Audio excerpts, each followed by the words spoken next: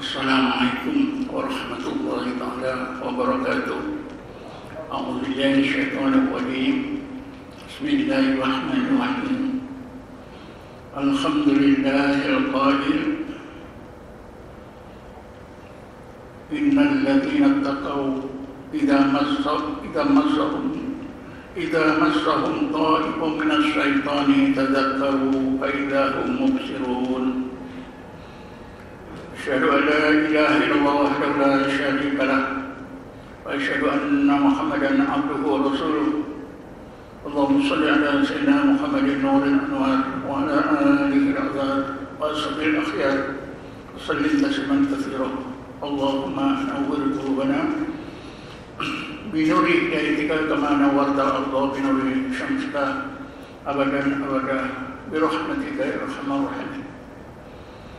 Tuan-tuan dan puan-puan yang dirahmati Allah sekalian, insyaAllah kuliah maghrib pada malam ini yang lebih kurang 40 minit saya akan beri jawaban satu soalan yang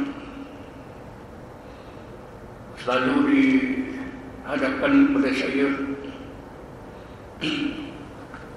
Soalan yang saya fikir memang penting untuk kita pahami, untuk kita ketahui dengan betul jawapannya. Soalan yang saya maksudkan ialah keluhan yang lahir daripada keluhan setengah masyarakat kita yang menyedari berlakunya sesuatu pemikiran agama yang tidak betul, yang membahayakan. Soalan atau masalah tersebut berkaitan dengan adanya pandangan setengah ustaz bahawa kita mestilah mengikut Quran dan Sunnah, tidak boleh mengikut ulama, kerana ulama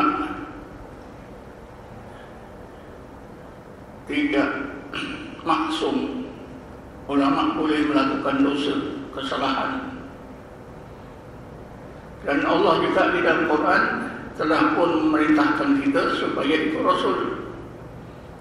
Bismillahirrahmanirrahim.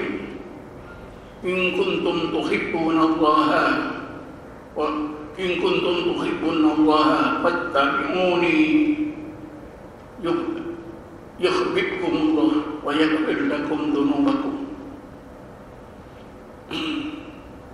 Ya Muhammad, engkau beritahu kepada umatmu, sekiranya kamu kasih kepada Allah, in kuntum tuhibbunallah, wahai umatku, sekiranya kamu kasih kepada Allah, cinta kepada Allah, fattabi'uni, maka hendaklah kamu ikut aku, bukan ikut ulama.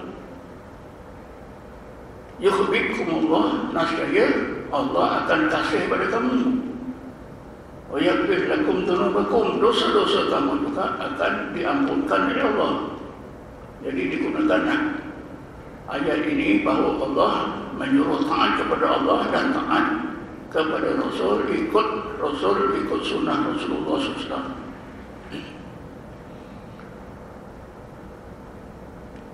Itu tak boleh ikut ulama,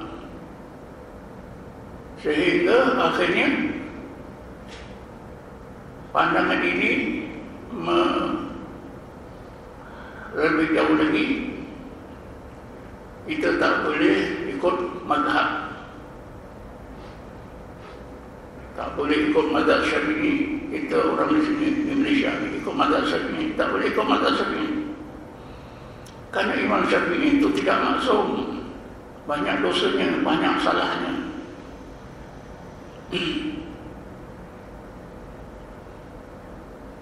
Jadi tuan-tuan, ini Ini kan membingungkan kita.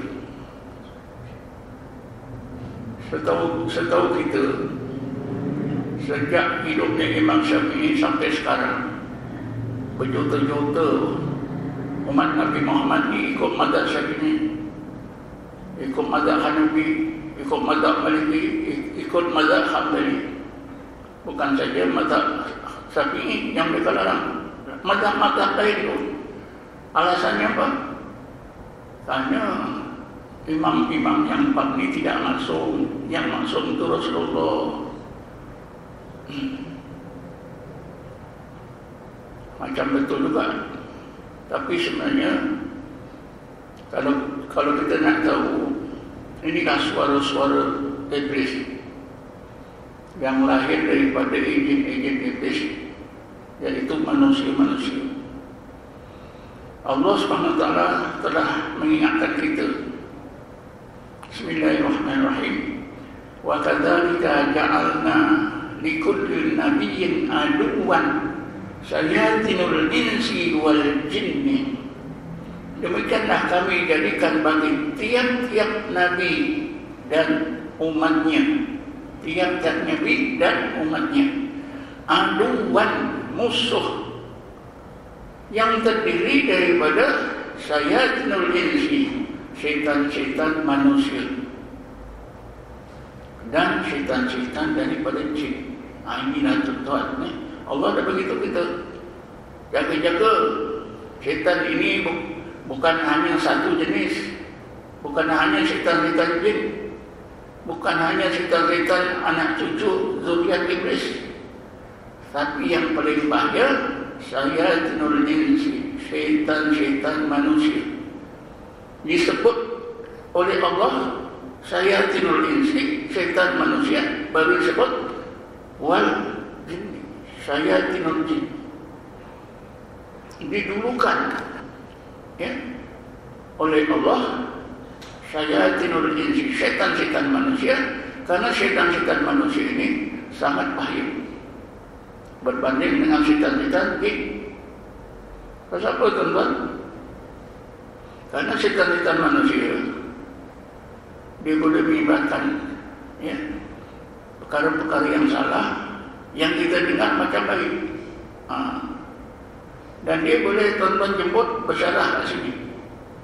Mungkin tuan-tuan tak tahu, kita tak tahu. Dia syarah pakai ayat Quran, pakai hadis Nabi, keterampilannya. Sebab itulah tuan-tuan, kita kena hati-hati. Jadi saya nak beri jawapan. Sebenarnya pemikiran seperti ini tak betul, salah, sangat salah. Memanglah para ulama itu tidak maksum. Yang maksum itu Nabi-Nabi dan Rasul-Rasul. Kalau kita hanya Nabi Muhammad saja yang maksum, umatnya tak ada yang maksum. Semua boleh melakukan dosa, melakukan kesalahan. Tetapi tuan-tuan, Allah terangkan kepada kita dalam Quran, Bismillahirrahmanirrahim, Innal ladzina taqaw idza massahum ta'ifun minas syaitani tadzakkaru fa idza hum mubsirun. Ayat ini Allah jelaskan kepada kita bahawa orang-orang alim itu, para ulama itu, memang buat salah, memang ada buat salah, tapi bila mereka buat salah, mereka ingat kesalahan mereka, lalu kembali kepada kebenaran. Innal ladzina taqaw, sesungguhnya orang-orang mukmin yang benar-benar bertakwa kepada Allah, menjunjung perintah Allah dengan ikhlas. Idza massahum ta'ifun minas syaitani tadzakkaru, bila melakukan kesalahan akibat ditipu oleh syaitan, mereka akan sedar. Tadzakkaru Allah, mereka akan sedar.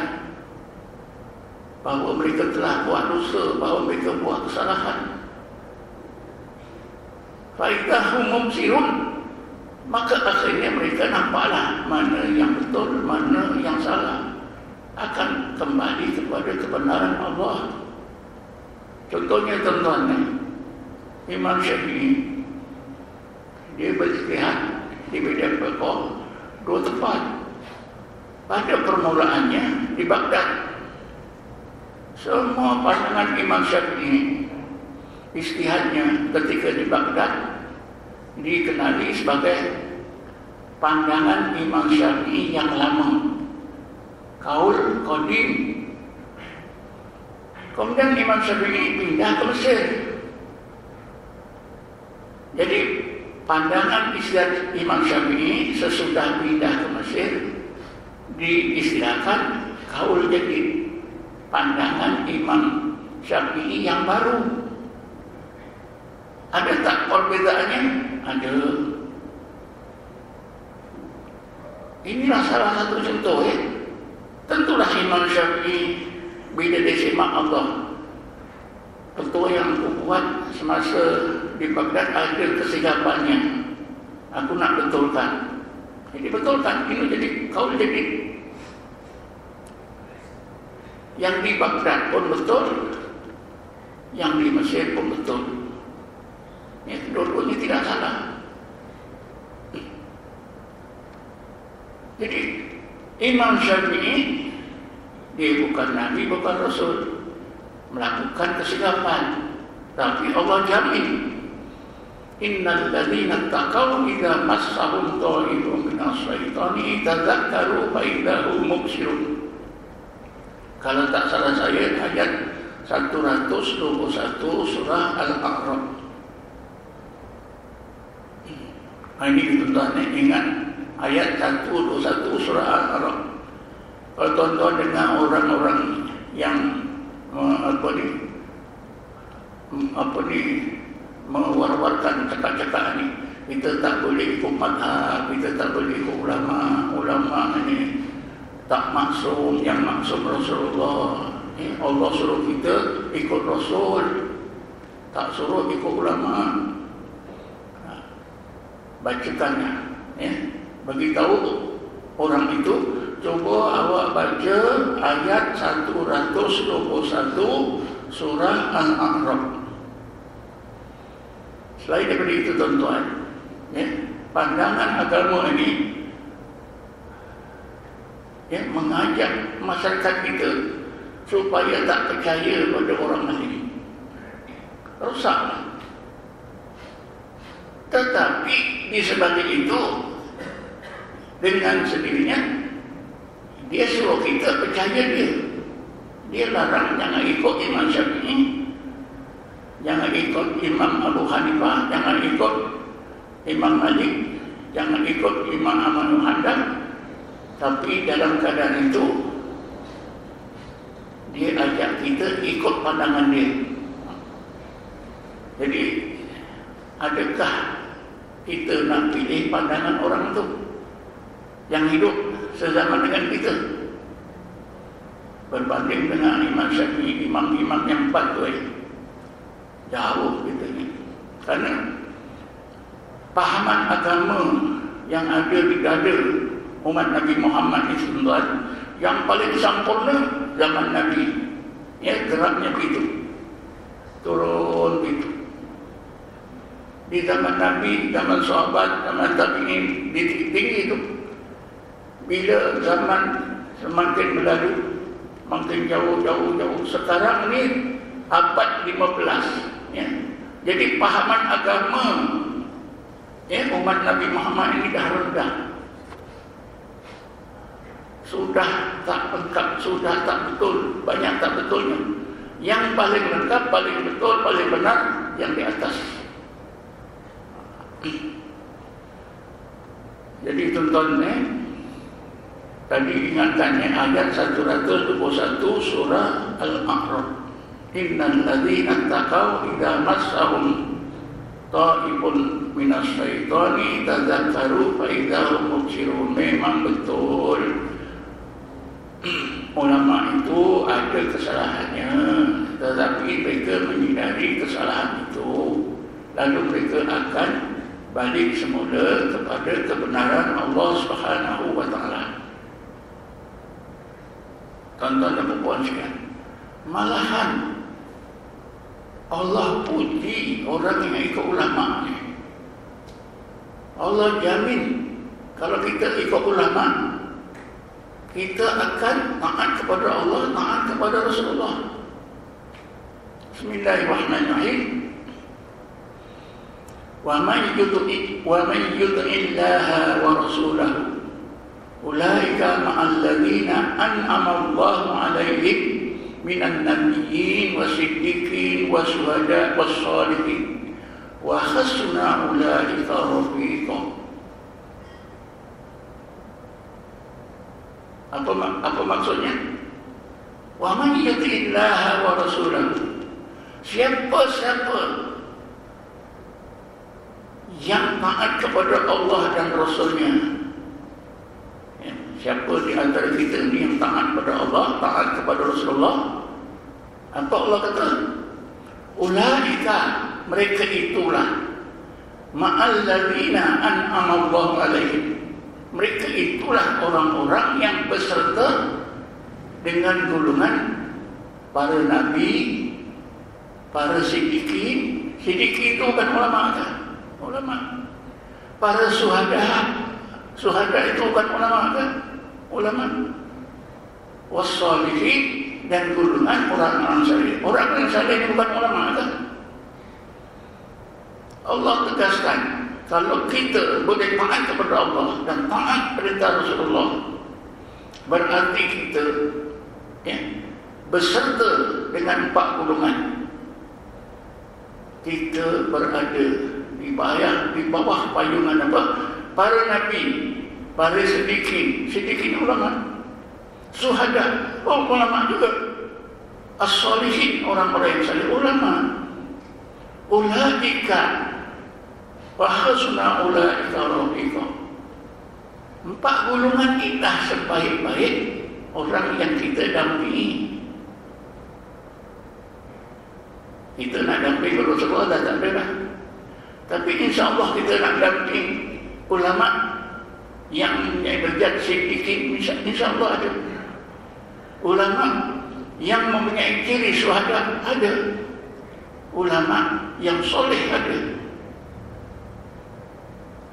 Wa hasuna ulaika rafiqa. Ini apa maknanya?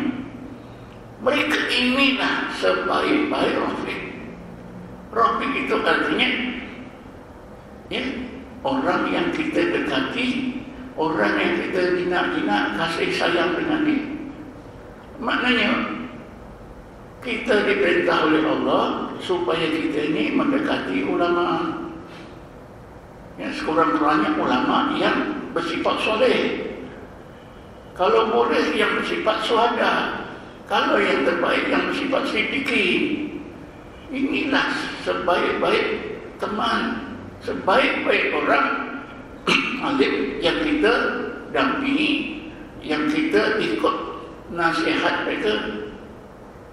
Tiba-tiba datang kepada kita pandangan yang bercakap, tak usah ikut ulama, ulama tak maksum. Jadi tuan-tuan dan puan-puan sekalian, memanglah seruan itu macam baik tapi sebenarnya seruan itu, pandangan itu pandangan yang buruk, karena mengandungi hasutan syaitan. Dan itulah yang orang-orang seperti inilah yang dimaksudkan oleh Allah, saya tidak insi, syaitan-syaitan manusia. Menurut sebahagian orang-orang sufi atau sebahagian orang tasawuf, manusia yang seperti inilah yang menjadi ketua-ketua, jenderal setan. Karena setan yang sebenar, tuan-tuan, nak cakap dengan kita susah. Apalagi nak menulis. Tapi setan-setan manusia ini dia boleh tulis buku, dia boleh bersyarah, dia boleh buat seminar, dia boleh macam-macam, 1001 macam, boleh menghasut, boleh menemui siapa-siapa di tengah jalan, di masjid, di madrasah, boleh dirikan sekolah, dirikan masjid, ajak orang ramai ke bersekolah, sekolahnya, biar beribadat di masjidnya, di madrasahnya, nanti ditarbiyah oleh orang-orang seperti ini.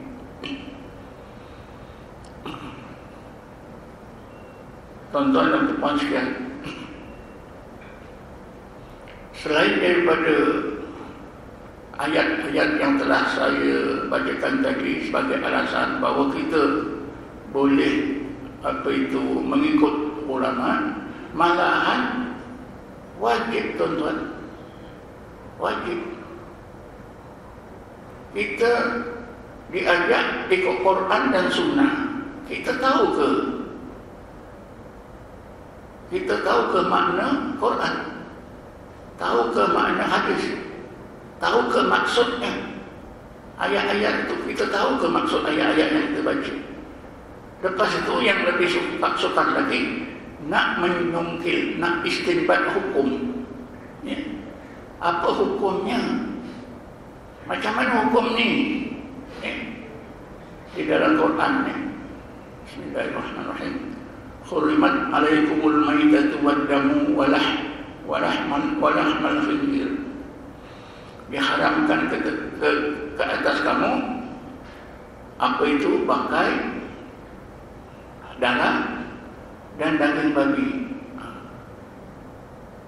Macam mana kita nak istinbat hukum, nak membuat hukum ni? Kalau tengok ayat ini, yang diharamkan oleh Allah daging babi, tulangnya tak sebut, kulitnya tak sebut, minyaknya tak sebut. Ada kemungkinan yang inilah, tuan-tuan, timbullah orang Yahudi macam itu juga. Orang Yahudi asalnya tak makan babi. Orang Yahudi itu tak makan babi, dagingnya saja, minyaknya mereka makan, apa-apa lain mereka makan. Pasal salah tafsir. Jadi tuan-tuan, kalau seperti kita ni memang tak ada kemampuan sama sekali untuk memahami hukum-hukum dalam Quran, hukum-hukum pada hadis Nabi Muhammad SAW. Sebab itulah kita wajib ikut ulama. Lagipun Allah dah jamin ulama ini kalau buat salah, Allah akan sedarkan, akan kembali kepada kebenaran.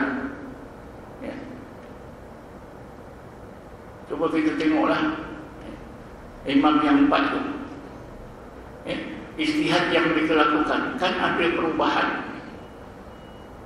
Sekarang ni katalah dalam mazhab Syafi'i, bila seorang lelaki ada wuduk, tersentuh perempuan batal, sentuhnya batal. Tapi dalam mazhab Hanafi, sentuh tak batal. Kerana apa? Berdasarkan dalil yang sama. Bismillahirrahmanirrahim. Lamastumun nisa.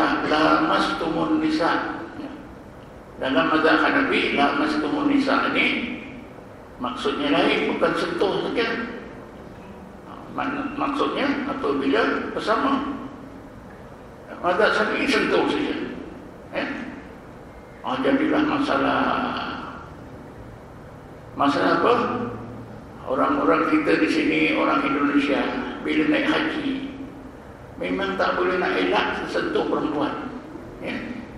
Tuan-tuan ada pengalaman haji, kita dah elok-elok duduk. Perempuan Afrika itu dia tak kira, pijak kepada kita, pijak tangan kita, dah batal. Masa saya naik haji tahun 82, orang-orang kampung haji kata, batal, ambil wuduk, jangan terus tawaf, tak sah, tak ada air semayang. Tuan-tuan, pada tahun 2010, saya naik haji lagi. Itu tahun 82. Tahun 2010 saya naik haji lagi. Pada masa itu orang-orang tua haji, kalau kita tersentuh perempuan, sentuh biasa saja tak batal. Kenapa? Kerana ada ulama dalam mazhab Syafi'i yang berpandangan tak batal, seperti juga dalam mazhab Hanafi.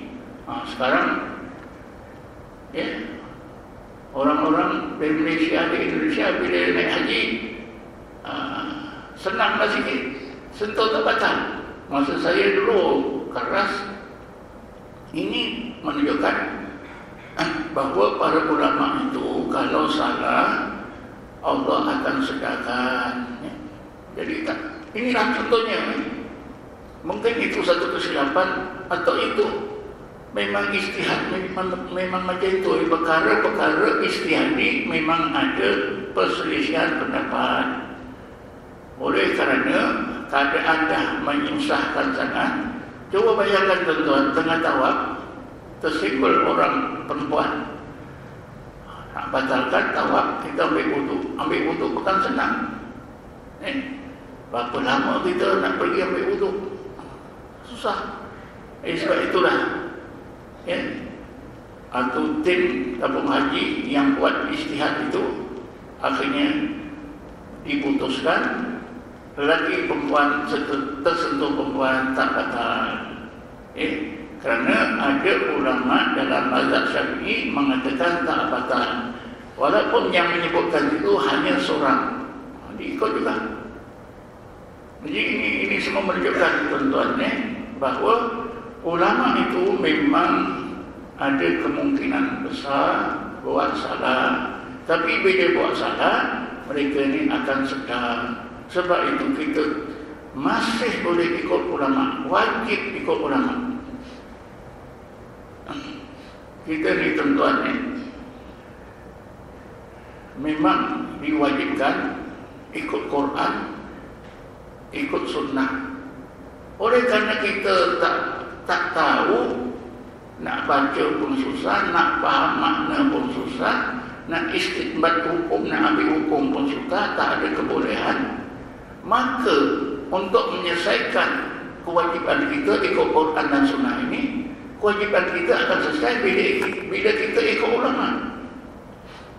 Bila kita ikut ulama, seperti ikut mazhab Syafi'i, selesailah masalah kita. Bila ikut Imam Syafi'i berarti kita ikut Quran dan sunnah. Kenapa? Karena Imam Syafi'i ikut Quran dan sunnah. Bukan Imam Syafi'i ikut pikiran dia. Bukan ikut semata-mata pemikirannya. Apa saja petua yang dibuat dalam ijtihad Imam Syafi'i semuanya berpandu pada Quran dan sunnah. Jadi bila kita ikut Imam Syafi'i, ikut mazhab Syafi'i, berarti kita ikut Quran dan sunnah. Kalau kita tak ikut mazhab, ini berarti kita tak akan ikut Quran dan sunnah. Coba fikir tuan-tuan, zaman sekarang ini ada ke ulama yang mampu melakukan ijtihad di bidang fiqh seperti Imam Syafi'i? Ada tak? Tak ada. Imam Syafi'i itu berapa ratus ribu dia hafal hadis. Matanya, perawinya dia hafal beratus ribu. Orang sekarang ni tuan-tuan nak hafal 100 hadis, matan dia, teks dia dengan perawinya. Tokoh-tokoh yang meriwayatkan itu dia hafal, teksnya hafal. Nak 100 saja pun susah. Tapi Imam Syafi'i macam mana? Ratus ribu. Hadis itu ada semua dekat hati. Hati Imam Syafi'i. Ayat-ayat Quran semua ada. Orang sekarang tuan-tuan susah.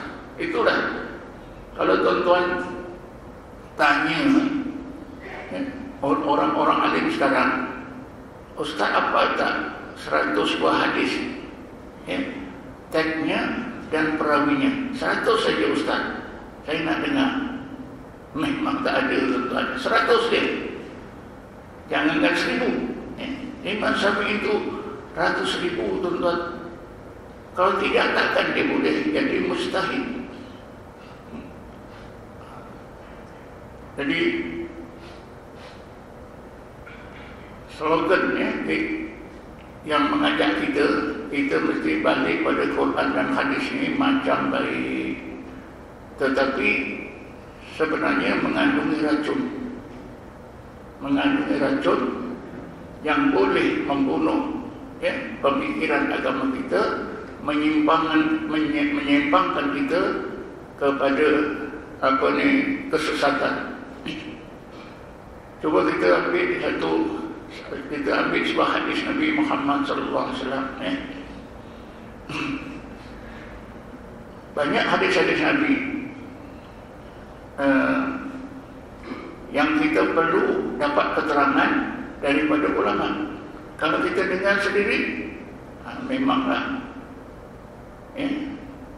memang apa itu? Memang kita sesat. Misalnya tuan-tuan, ada sebuah hadis Nabi yang apa itu, yang berkaitan dengan cerita seorang hamba perempuan. Nabi bertanya kepada seorang hamba perempuan, ya. Dalam teks hadis itu menyebutkan Aina Allah. Aina itu di mana? Allah itu Allah lah. Jadi Nabi tanya hamba perempuan ni dari segi bahasa, di mana Allah? Lalu perempuan hamba ini dia angkat tangan, dia kata di langit. Jadi kalau kita tuan-tuan tak ikut ulama, kita akan menyimpulkan, oh Allah itu di langit. Macam betul, tapi salah. Sebab yang kita dengar, Aina Allah, di mana Allah? Perempuan itu kata, dengan tunjuk tangannya, di langit. Kata Rasulullah, perempuan hamba perempuan ini beriman. Tolonglah kamu semua merdekakan dia. Jadi dimerdekakan, menolong orang Islam. Tuan-tuan dan puan-puan sekalian, bila kita dapat pimpinan ulama, baru kita dapat makna yang betul. Para ulama ahli sunnah menjelaskan begini, Nabi Muhammad SAW seorang Nabi dan Rasul yang paling dalam ilmunya, paling banyak ilmunya, sentiasa diwahyukan oleh Allah, kata-katanya semuanya wahyu. Wa ma yantiqu 'anil hawa in huwa illa wahyun yuha. Nabi Muhammad adalah paling mengetahui bahawa Allah itu tidak bertempat. Takkanlah Rasulullah bertanya pada hamba perempuan itu, Aina Allah itu, di mana tempat Allah? Lalu perempuan itu menunjukkan ke langit. Rasulullah dapat memahami, oh perempuan ini menjawab Allah itu di langit. Bukan macam itu kata ulama. Rasulullah yang mengetahui bahawa Allah tidak bertempat. Bila Rasulullah bertanya Aina Allah, Rasulullah bertanya, di manakah kedudukan Allah? Macam manalah kedudukan Allah? Jadi perempuan hamba ini jawab tinggi. Dalam bahasa Arab tuan-tuan, kalau makan, makna tempat. Makanun, kalau bahasa makan itu makanan. Makanun itu tempat. Makanan kedudukan. Jadi yang layak pada diri Nabi ialah Nabi tanya kedudukan Allah itu macam mana. Jadi perempuan hamba ini tinggi ya Rasulullah. Karena tinggi itu biasanya tunjuk langit. Jadi bila kita belajar daripada ulama, bila kita ikut ulama, barulah betul. Kalau kita tak ikut ulama, itulah kita kata, oh Rasulullah kata, ikut Rasulullah, Allah itu tempatnya di langit. Kan jauh tuan-tuan. Jadi sesat. Sedang maksud yang sebenar, Rasulullah tanya, macam manalah kedudukan Allah. Jadi hamba perempuan ni, ya Rasulullah, sangat tinggi. Jadi tunjukkan begitu. Karena tinggi itu biasanya langit, atas. Sebab itu kita berdoa begitu. Karena Allah itu kedudukannya maha tinggi. Tak ada orang berdoa begitu. Tapi itulah, bila kita tak ikut ulama, kita faham sendiri, oh kita berdoa itu artinya betul lah, Allah itu di atas, Allah bagi, kita ambil macam itu. Jadi huru hara tuan-tuan ni. Sebab itulah kita wajib ikut ulama.